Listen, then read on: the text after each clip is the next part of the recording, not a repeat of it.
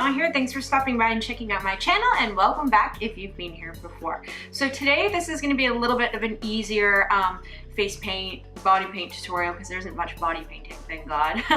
I've been working pretty hard pumping out the tutorials and needed something that would be a little bit quicker to do. So I hope you guys like this Cheshire cat makeup tutorial. I had a fun time doing it. It was fairly simple, and I'm going to do, I think I'm going to do the White Rabbit and the Mad Hatter as well from Tim Burton's Alice and Wonderland, so stay tuned for those. I'll have another video up for you guys tomorrow. I'm going to try and pump one out every day this month, so stay tuned. Subscribe so you get the updates on the videos that I post, and please give the video a big thumbs up if you have not already. It would mean the absolute world to me. Oh, and also leave any requests for future tutorials that you want to see in the comment box below. Alrighty, let's get into this Tim Burton Cheshire Cat makeup tutorial. Alrighty, so to start us off, as I always do with this body painting shenanigans, I'm going to outline the shapes on my face using my Lorac Pro pen. So all that's on the Cheshire Cat's face is really the nose, the mouth, and the eyes. So it's super, super easy. And then I'm going to use my MAC Pro Longwear paint pot in Painterly, and I'm going to use that to prime my eyes because I'm going to use eyeshadows for this look.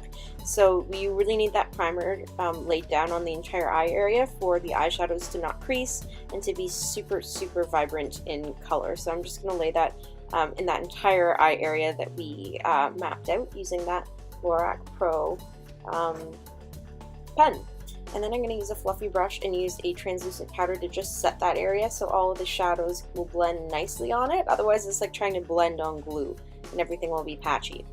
Now I'm using a MAC 217 brush and using Makeup Geek's Blueberry eyeshadow, and I'm going to use that to shade the outside edges of the eye area that we've drawn.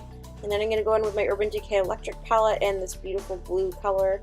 I think it's called Chaos, and I'm just going to add a little bit of that on top of Blueberry and carry it a little bit lower as well. Then going in with Gonzo from the same palette and filling in that entire eye area. Now I'm going in with Thrash because I felt like it wasn't like looking bright and turquoise enough, and I added all of that on top of where Gonzo was, and then added a little bit of black shading with Makeup Geek's Corrupt just to the outer edges of that eye area. Oh, sorry. Oh, I'm so tired when I do these voiceovers. I can't stop yawning. Now, this was actually the hardest part of the whole look. I'm going in with my MAC Fluid Line eyeliner and we're drawing the pupils. And it was very hard to draw on because that part of your eye area is not flat. So then I went in and filled it with that liner, but I also eventually went back in with a cream paint to kind of a grease paint to clean up those edges because it just was so much easier to use than the fluid line to get a precise line. And then I still figured my eyes were not bright enough, so I went in with my MAC Chromacake water activated paint here and just went around the pupils that we drew on there to just bring in a little bit of brightness. I couldn't find my yellow eyeshadow or my bright MAC palette, which was so upsetting, so I had to use these water activated paints, but I suppose they're more pigmented. Anyway, so now I'm setting that whole yellow area with Thrash again, or Freak, whatever that bright green color is in the palette, the Urban Decay Electric palette, and then going back in with a little bit more of Gonzo to bring some more bright blue around the edges. And here I am using that cream paint to clean up the edges of the pupil. And then I'm going in with my white Supracolour cream paint by Kryolan, and I'm just going to paint the rest of my face with that. Now I'm going in using that same cream paint and a little lip brush, and we're just going to add a bunch of like pointy little sharp kind of triangular teeth everywhere. They can be more spaced apart on the bottom but closer and smaller up top, and then fill that in with a black paint. Anything you want really, grease paint, water activated, cream, eyeliner, whatever you feel like doing. And then take that that crease. Oh my god, why can't I speak? That cream paint, draw a little septum slit down your lip, that's what I'm going to call it, I don't know what it's called, and outline the eye, Jesus, I can't speak, outline the nose. Then I'm going in with MAC's Beat Lip Liner and a little bit of white cream paint on top to make it look a little bit more pink.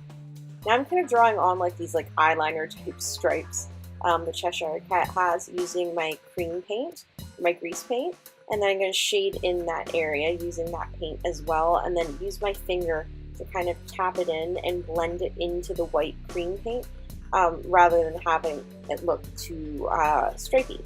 So that way we have like a little bit of a gradient sort of effect.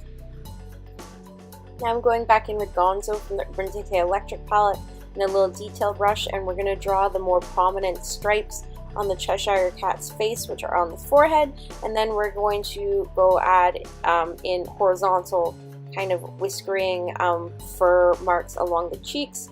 We're going to go vertical on the nose and the chin to look like nose hairs and a little patch of chin hair.